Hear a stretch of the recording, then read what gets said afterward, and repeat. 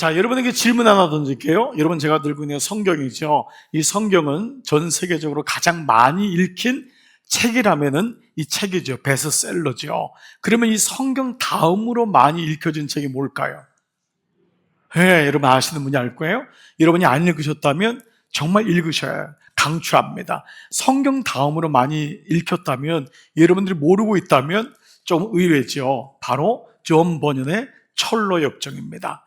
1600년도 후반에 쓰여진 이 존 버년의 철로 역정은 그야말로 철로, 그 로드 투 헤븐, 하나님께 가는 길, 천국으로 가는 길의 여정을 쓴 겁니다. 그러나 그 길이 역경 많죠. 그래서 철로 역정이라고 하는 글로 썼죠. 책 제목이 필그림스 프로그레스, 필그림스, 바로 하나님의 순례자, 이 길을 걷는 순례자의 여정이다 라고 하는 책이 바로 이 책 제목입니다. 그래서 번연은요, 우리 성도들의 삶을 명명하기를 뭐라 했냐면 필금이라고 했어요. 필그림. 이게 바로 순례자다. 그러니까 우리가 이 땅에 살아가는 순례자, 뭐죠? 여행을 가는 사람이라는 거예요. 그러니까 이 땅이 완전한 본향이 아니라 이 땅이 나그네 같고 이 땅에서 잘 그 여정을 걸어가는 사람이다라는 게 순례길입니다. 인생이 이 땅에서 그냥 땡 하고 끝나는 것이 아니라 천국을 향해서 걸어가는 그 여정이 바로 순례자의 길이라고 얘기합니다. 자, 그러나 이 순례길이 만만할까요? 어떨까요? 쉽지 않습니다. 때로는 무너지기도 하고, 때로는 믿음을 잃어버리기도 하고, 그렇게 하나님을 사랑했던 사람이 하나님이 어색하게 느껴지기도 합니다. 믿음을 가지고 끝까지 믿음을 지키는 경우를 제가 목회를 해보니까요, 많지 않아요. 의외로 많지 않아요. 또 어느 집은 부부는 끝까지 가요. 근데 자녀 때에 죄송하지만 믿음이 끊어지는 경우도 적지 않아요. 물론 우리가 기도하기 때문에 언젠가는 믿음이 이어지기를 기도하지만 그만큼 역정인 거예요. 철로 역정. 우리 고생하고 어려운 일이 많구나라는 것을 보게 됩니다. 여기 나오는 주인공 이름이 크리스찬이에요. 주인공 이름이 그리스도인, 크리스찬이에요. 이 크리스찬이 천국을 가는데 너무 많은 유혹들이 많은 거예요. 현실적인 문제로 믿음을 잃어버려요. 그리고 돈 때문에, 이 실제로 이제 그런 길목들이 있어요. 또 돈 때문에, 재물 때문에, 명예 유혹 때문에, 또 권력을 믿기로 해서 유혹하는 아청꾼들이 나오고요. 정신을 혼미하게 하는 마법의 땅, 오늘날은 무속, 이런 것이 또 그 당시도 있었습니다. 의심의 계곡이 있어요. 그 계곡이 얼마나 깊은지 의심이 들어요. 하나님이 정말 계실까? 살아있는 건가? 이런 느낌의 의심이 드는 경우가 많죠.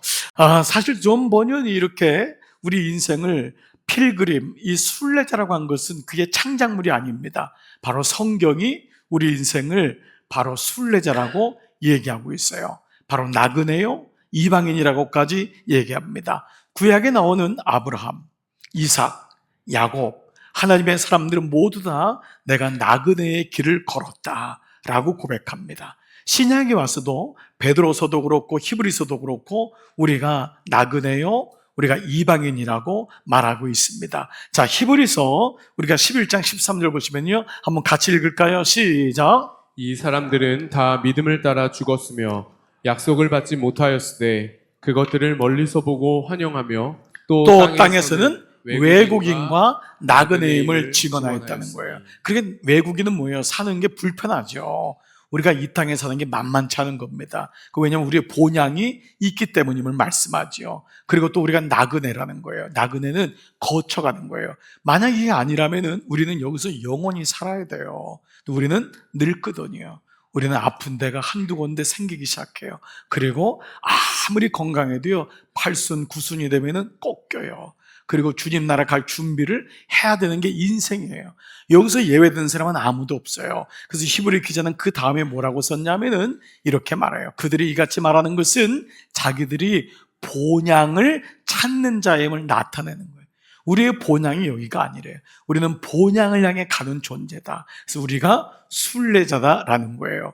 금방 적용 질문이 되죠. 우리가 이 땅이 전부라고 여기지 아니하고 이 땅이 본향을 향해 가는 순례자임을 안다면 어떤 삶의 변화가 있을까요?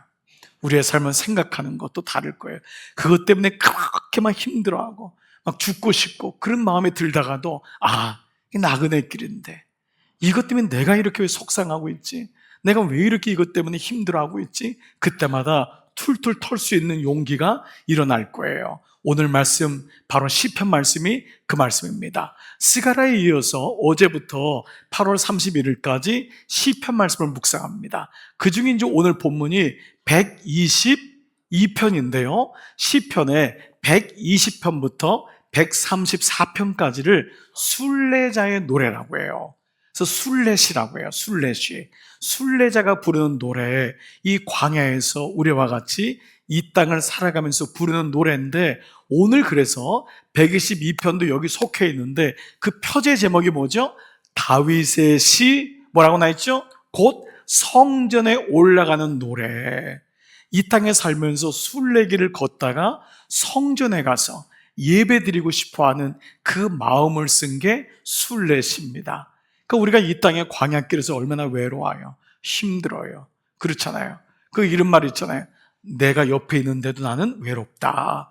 우리 인생이 이 외로움 속에 있는 거예요. 고독도 있고 아픔도 있고. 그러나 그 가운데 성전에 올라가는, 다윗이, 여러분, 하나님이 그렇게 이뻐했던 이유는, 다윗이 보세요. 여러분, 얼마나 염치 없는 죄를 많이 저지릅니까? 그런데도 그가 온전히 예배자인 것을 보게 돼요. 그러니까 우리가 하나 다윗에게 배우는 것 중에 하나는, 그가 왕이기 때문에, 그가 뭐 어떤 삶을 살았기 때문에, 이것보다도 그의 삶이 정말 온전히 예배를 너무 기뻐하고 예배자였구나라는 것을 알게 되죠. 자, 그래서 이 순례시는 이방에 흩어진 자들이 그 절기 때마다 혹은 1년에 한 번이라도, 거기는 성전이 예루살렘 성에만 있었던 거예요. 그래서 그 성은 가까운 거리가 아니에요. 정말 뭐 몇 달을 걸어가야 되는 사람도 있고, 그런 사람들이 성전에 올라갈 때의 기쁨, 그리고 예배를 드리면서 하나님으로부터 받는 그 은혜가 무엇인지를 고백하는 게 순례시입니다. 그래서 오늘도 시편 122편을 통해서 예배를 통해 주시는 은혜가 무엇인지, 시인은 뭐라고 고백하는지를 세 가지로 나누겠는데요. 특별히 이 세 가지는 예배의 영적 화두예요. 하나님이 예배를 통해 우리에게 무엇을 회복하기를 원하시는지, 우리에게 무엇을 주기를 원하시는지, 우리가 무엇을 다시 찾기를 원하는지가 오늘 본문이라 할 수 있습니다. 자, 본론으로 들어가 볼게요. 첫 번째, 바로 시인은 예배를 통해 주시는 기쁨을 고백해요. 첫 번째가 기쁨이라는 단어입니다. 자, 이제 볼펜 드시고요. 이런 매일 생명을 한번 읽으시면서 기쁨이라는 단어에 한번 동그라미를 쳐볼게요. 다 같이 시작. 사람이 내게 말하기를 여호와의 집에 올라가자 할 때에 내가 기뻐하였도다. 예루살렘아, 우리 발이 내 성문 안에 섰도다. 네, 여러분, 시로 고백한 말이지만 뭐죠? 시인의 마음에 느껴지나요? 옆에서 우리 성전에 가자라고 하는 그 말을 듣는데도 뭐죠? 이미 기뻐지는 거예요. 그 말을 듣는데, 성전에 가기도 전에 누군가 나오고 여호와의 집에 올라가자 할 때 내 마음이 기뻤도다. 그리고 이미 내 발이 성전에 도착해 있는 거예요. 여러분, 우리가 소풍을 가면은 언제가 제일 기쁜가요? 그 전날 기다리는 그 마음이 있죠. 그렇죠. 요즘은 다르지만, 물론 옛날에 이렇게 3시간 걸어서 무덤에 가서 김밥 먹고 오는 게 전부였지만, 그래도 소풍이 그렇게 기다렸던 이유는 예배를 드리러 가자는데도 그냥 그 말을 들을 때에 너무 기쁜 거예요. 자, 그냥 아멘 안 해도 여러분이 시인은 기쁜 거예요. 여러분의 표정 보니까 별로 기쁘지 않아. 그래도 여러분, 말씀을 통해서 우리는 이 시인은, 다윗은 그랬다는 거예요. 아멘 하려면 하고 말려면 말고 그냥. 자, 그런데 중요한 거는 기뻐했는데 이 기쁘다라는 단어가 중요해요. 이 기뻐하다가 뭐냐면 샤마흐라고 하는 단어예요. 샤마흐. 이 샤마라는 단어는 뭐냐면 일상적인 기쁨이 아니에요. 자, 우리가 살면서 기쁜 일이 있죠. 언제 기쁘세요? 맛있는 거 먹으면. 기쁘지 않으세요? 아무 생각이 없어요. 여러분, 어떠세요?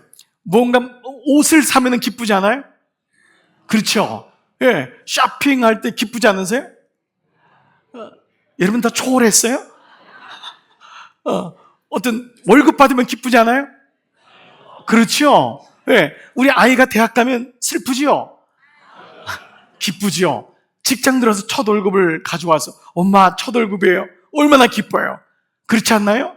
집 샀을 때 집을 안 사봤어요? 집 샀을 때 기쁘지 않아요? 기뻐요. 아이를 낳았을 때 기쁘죠? 아이를 기르면서 우리 삶의 모든 게 다 기쁨인 거예요. 자, 그런데 이 샤마흐는 어떤 기쁨이냐면 하나님이 주시는 거예요. 하나님 때문에 예배할 때 하나님 안에서 주시는, 그분을 만났을 때 느끼는, 하나님의 임재 안에서 느끼는 아주 고상한, 아주 인격적인, 말할 수 없는 그 즐거움, 기쁨이 바로 이 샤마흐예요. 그러니까 지금 다윗은 언제 기뻤냐면 여호와의 전에 가서 예배할 때, 이때가 너무 기쁜 거예요. 이 마음인 거예요. 하나님을 만나고 하나님 안에 있음을 느낄 때 이게 너무 감사한 거예요. 근데 사실 마귀는요, 이 기쁨을 대부분 못 느끼게 해요. 예배 기쁨을 못 느끼게, 그냥 예배 왔다 가게 해요. 그냥 점 찍고 그냥 오늘 예배 드렸으니까 이거예요. 그 예배에서 샤마흐의 느낌, 기쁨의 느낌이 없다는 거예요. 사실 이스라엘 백성들은요, 유대 땅에만 살지 않았잖아요. 온 지역에 포로로 끌려갔고, 이 시편 122편은요 포로로 끌려갔을 때 거기서 찬송가가 돼요. 찬송시가. 그게 122편이에요. 그러니까 흩어졌을 때 예배가 얼마나 드리고 싶겠어요. 그것도 무려 70년 동안 포로로 있었으니까. 그게 고백된 게 이 144편까지의 순례의 시가 끝난 다음에 137편에 이른 찬양이 나와요. 볼까요? 우리가 바벨론의 여러 강변 거기에 앉아서 시온을 기억하며 울었도다. 시온이 예루살렘 성이에요. 내가 예배드렸던 게 너무 기억나서 너무 그리워서 울었던 거예요. 예배를 못 드리는 거예요. 예배를 드리고 싶은 성전이 없어요.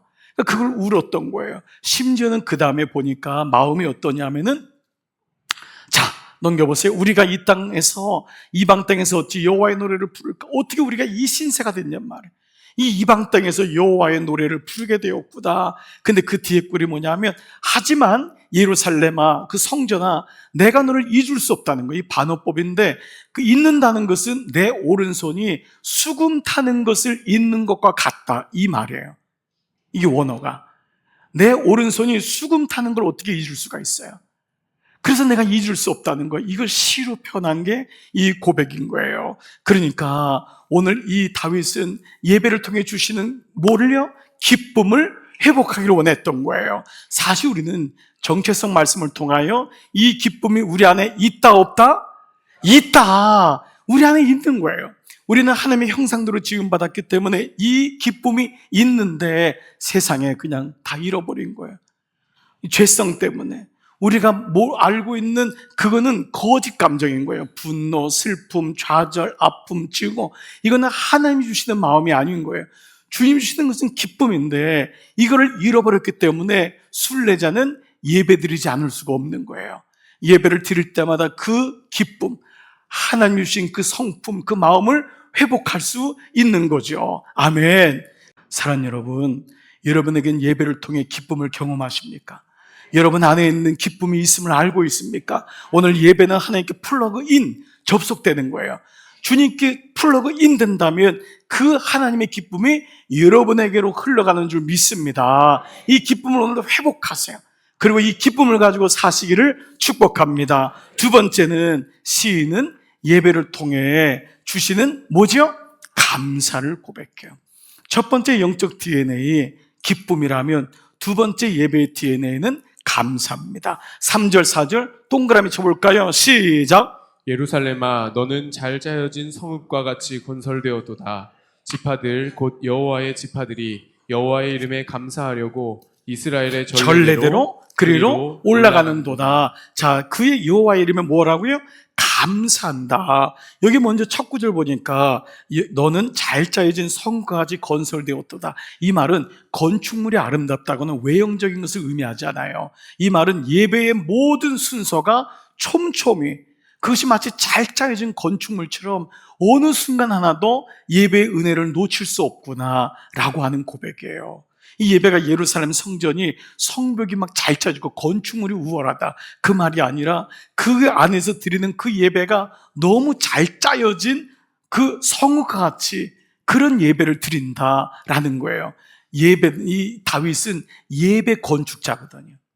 다윗이 얼마나 예배를 촘촘히 쳤는지 몰라요. 찬양대부터 해서 얼마나 예배를 준비합니까?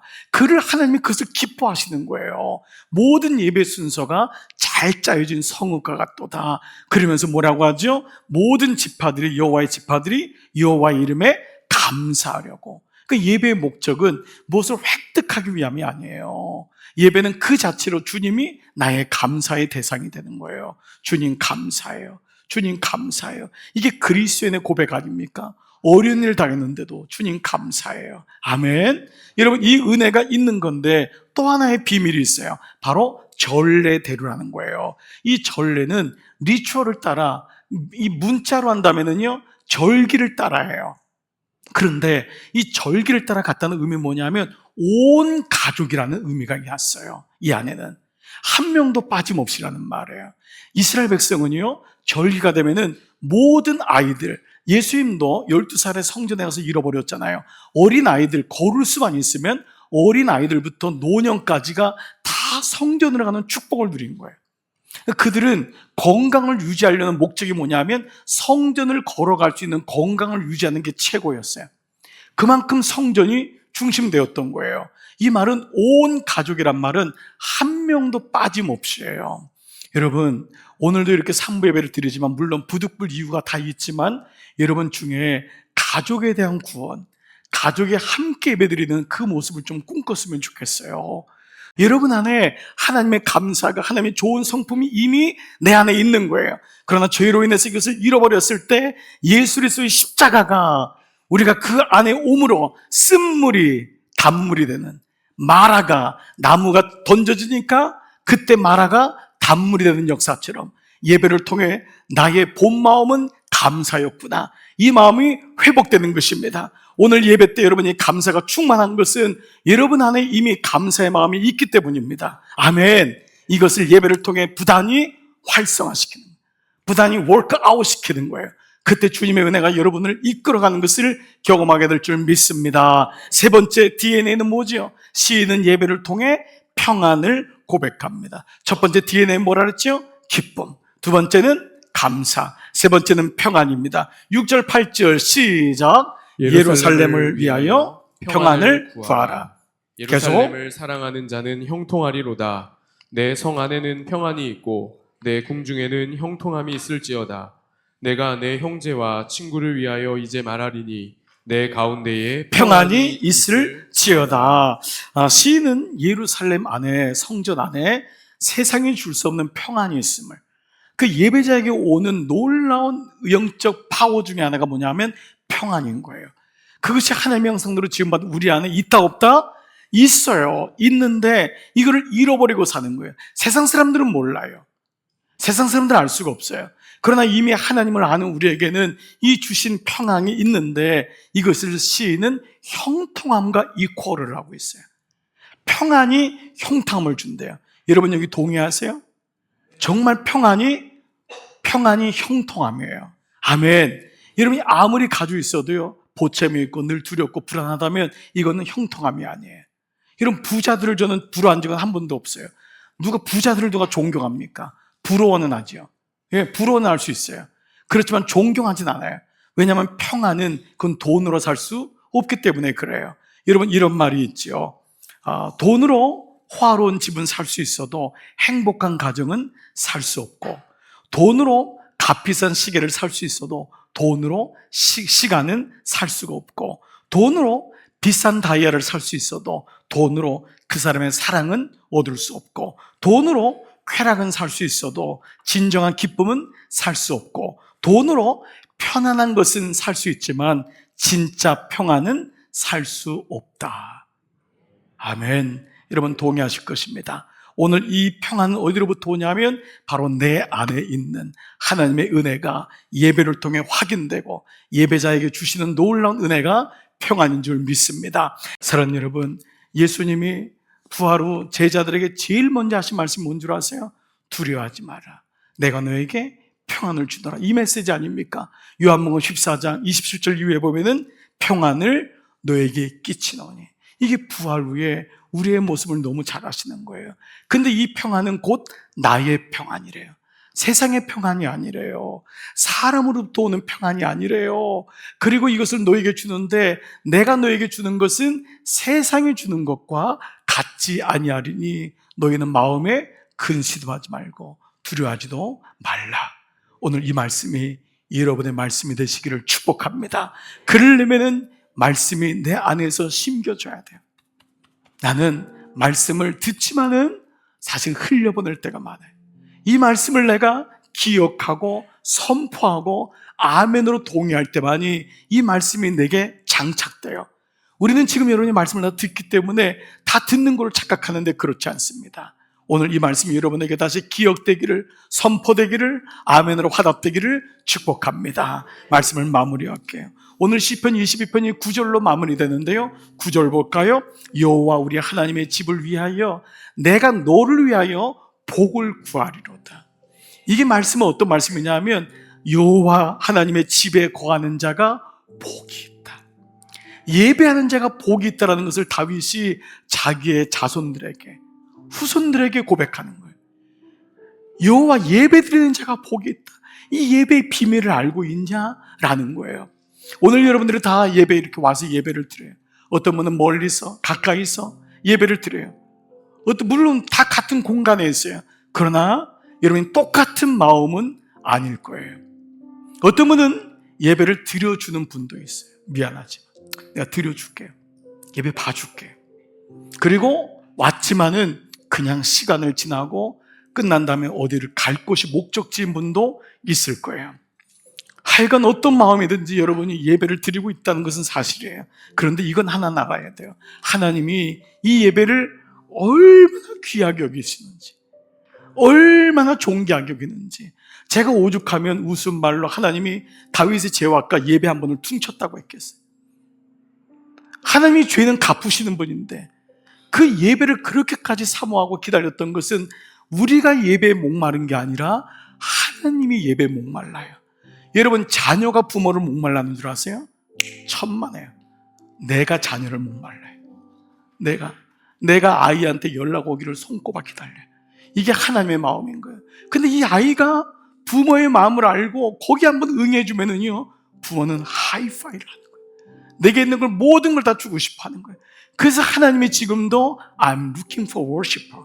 내가 예배자를 찾는다. 내가 예배자를 찾는다. 예배 드려주는 사람이 아니라 예배자를 찾는 거예요.